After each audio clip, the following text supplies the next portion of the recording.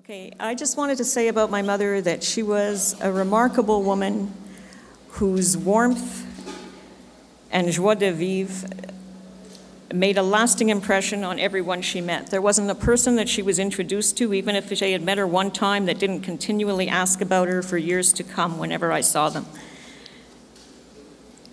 Look at that face.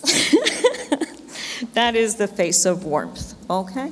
She was a very, very loving woman. And when Seema asked me if it would be okay if she would do this event in honor of my mother, the first thought that came to my mind was, oh, she would hate that because she wouldn't want to take credit for it because she believes the credit is due to the volunteers, which it very much is, and to Seema, whom she admired very, very much because of her dedication and all the hard work she put in. And she felt that my mother felt that she was not as worthy as these people that gave of their time. But the thing is, my mother gave of her time to everybody around her. And there was no one left untouched. And one of the things that made her special was her, well, to give you an example, when she was younger, she went to convent school, and she was captain of her debating team. Okay, my mother could argue a point like nobody's business. But it was not important to her whether you agreed with her or not. It was the subject, the idea of the exchange of ideas that appealed to her. She even won a debate on defending a point of view that was totally contrary to her own opinion. And she won that debate. And the reason she could do a thing like that is because she could see things from somebody else's point of view.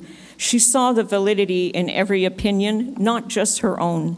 And that made her very special. And that made her learn, because you don't learn if you're surrounded by people who think just like you. You learn by being surrounded by people who have different ideas and by listening to them.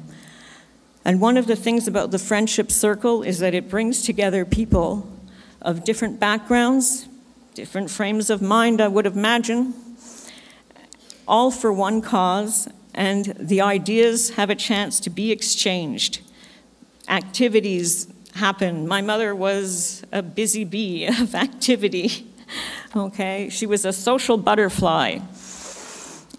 And the reason for that was because she genuinely loved people, loved spending time with people, loved hearing what they had to say, loved doing things for them, making them happy, making them comfortable.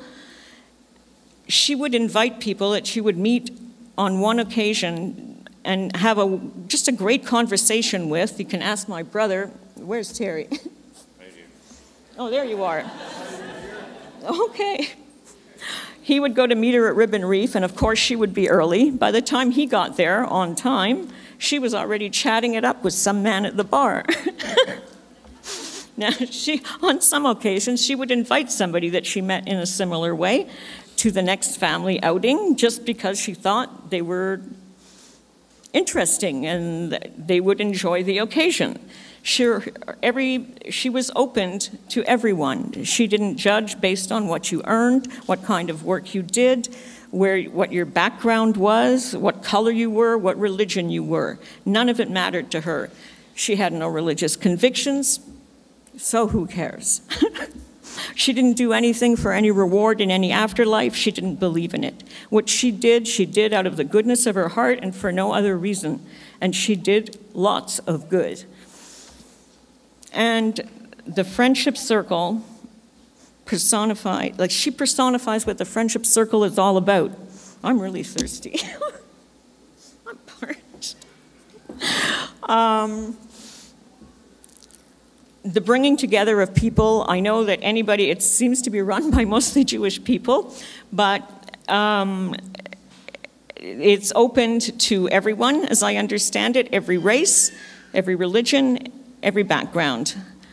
And this is the type of thing she liked. My mother also, her favorite people to talk to were teenagers. She loved, I think, that they weren't jaded yet, that they had hopes, that they could see the good in people still.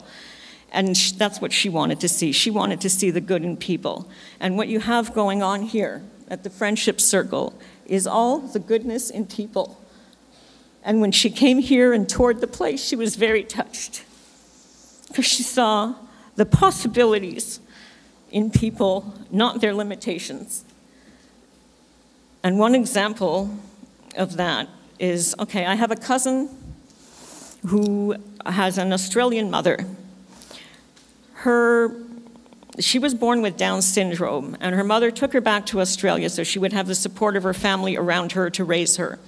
She did not want to institutionalize her. My mother, at that time, was probably of the opinion that it would be much too hard, and she probably should have institutionalized her. Meanwhile, years later, sorry if I'm not politically correct. Years later, my cousin was coming to visit with her mother. Her mother wanted to bring her for a visit to Montreal and to see my mother, who she had remained friends with over the years. She's a fully grown woman. My mother, I couldn't make it there. My mother called me the next day, and all she could say was that she is so nice. We had so much fun. She was great to talk to. She's all excited because she's in love. She's full of enthusiasm. She's a wonderful person. That is what my mother saw. She saw a wonderful person. And my cousin, by the way, has since gotten married to someone else with Down syndrome. They are living together in their own apartment. They both have jobs, and they're doing very well. It is the possibilities that are afforded by people who are willing to give the time to put in the effort that will make people's lives better.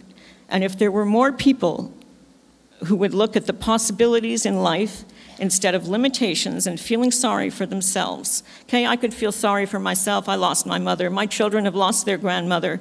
My brothers have lost their mother, and my sister as well. I prefer to be happy because what we've lost, many people were not fortunate enough to ever know. And that's the way I see things. And that's about as much as I have to say.